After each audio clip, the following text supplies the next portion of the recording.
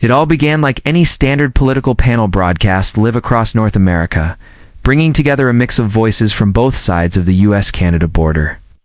Karoline Leavitt, the outspoken conservative firebrand and former Trump press staffer, was invited to weigh in on cross-border trade policies and leadership dynamics between the two nations.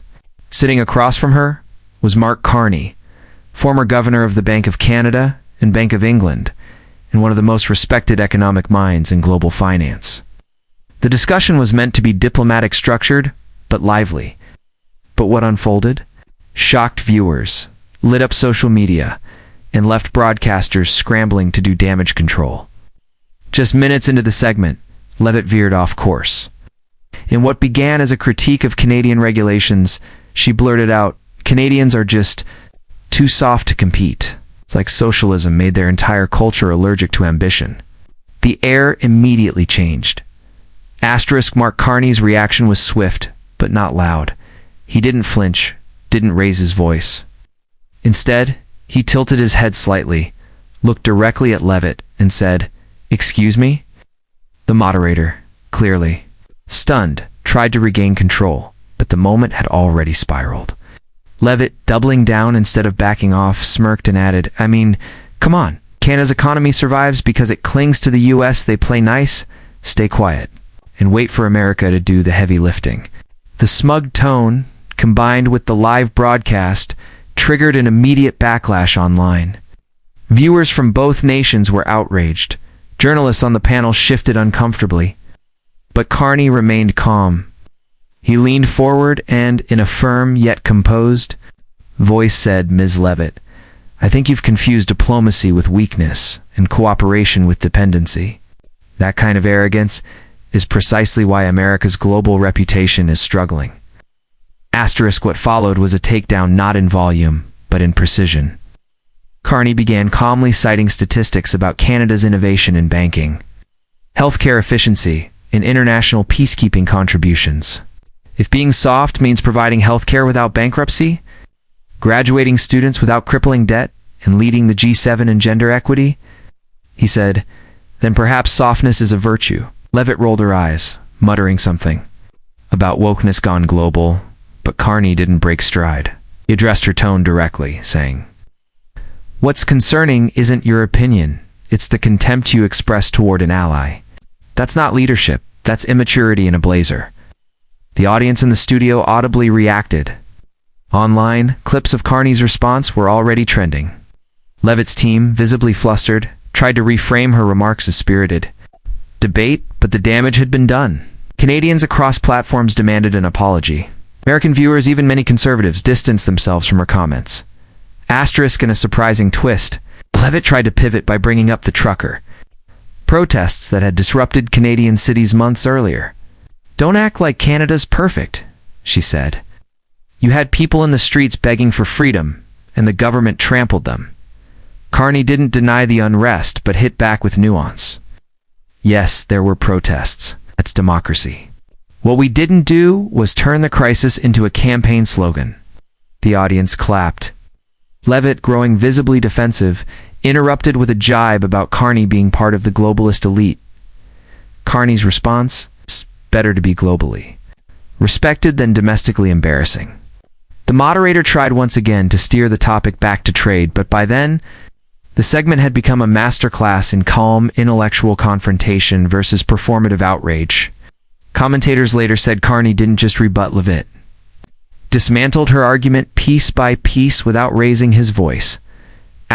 Backstage producers were stunned.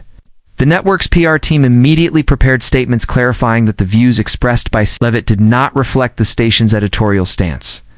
Within hours, Leavitt's comments had made international news. Canadian politicians, regardless of party affiliation, denounced her remarks. Social media platforms across North America became battlegrounds. Canadians uniting under hashtags like #ProudToBeCanadian and #SoftButSmart. American viewers began sharing clips of Carney's takedown as an example of how to respond to what many called loud ignorance. Meanwhile, conservative pundits were divided, some trying to back Leavitt by spinning her remarks as tough love, others privately admitting she had crossed a line. Late-night talk show hosts had a field day with one saying, Karoline Leavitt tried to roast Canada and got frostbitten by facts. Leavitt's team scrambled to manage the fallout. A written statement released the next morning claimed she had been misunderstood and that her remarks were aimed at policies, not people. But the internet doesn't forget. Clips of her saying Canadians were allergic to ambition were replayed with closed captions, translations, and even remixes. Meanwhile, Carney became an overnight sensation among younger viewers. Memes circulated calling him Professor Calm and the Ice Bank Commander. Universities praised his composure. Commentators pointed out that his disarming takedown of Leavitt was a masterclass in leadership, how to challenge ignorance without matching its energy. By the end of the week, Carney was invited to appear on multiple shows, podcasts, and editorial panels. Leavitt, on the other hand, was notably absent from media appearances. Rumors swirled that several networks quietly canceled future bookings. Political analysts weighed in. Some speculated that Leavitt's comments could severely damage her chances of broader political success, especially in an increasingly globalized and interdependent political environment. This isn't the 1980s, one strategist said.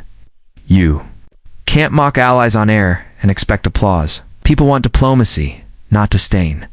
Meanwhile, Canadian-American relations were oddly strengthened by the exchange not because of policy changes, but because people from both nations found common ground in rejecting performative disrespect. Even conservative Canadians who might have agreed with some of Leavitt's points were quick to disavow her tone. The broader lesson wasn't just about international etiquette, it was about what kind of voices people want in leadership roles. The loudest, or the wisest. By the time the next Sunday political roundtable aired, Leavitt's absence was glaring. Carney was invited back not to rehash the clash, but to discuss global economic shifts. Still, the tension from their last meeting lingered in viewers' minds. When asked about Leavitt's comments, Carney simply replied, "It's not about me or her. It's about what we choose to normalize on our screens and in our politics." That quote alone was reposted thousands of times. It became a talking point, not just in media, but in classrooms, boardrooms, and even sermons. The moment had transcended the usual media cycle. It became symbolic of a cultural shift, a preference for composure over chaos, for evidence over insults in the weeks that followed.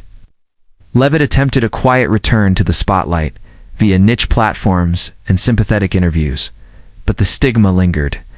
She had become a symbol of something much larger, an ideology increasingly criticized for its lack of tact, its hunger for attention, and its disdain for diplomacy. Carney, meanwhile, remained unbothered. He returned to his work with international finance and sustainable economic planning, occasionally smiling when interviewers brought up the infamous panel. In one such interview, he shrugged and said, "Sometimes, if someone swings wildly, the best response is to remain still and let their momentum knock them over." A mic drop without ever raising a mic.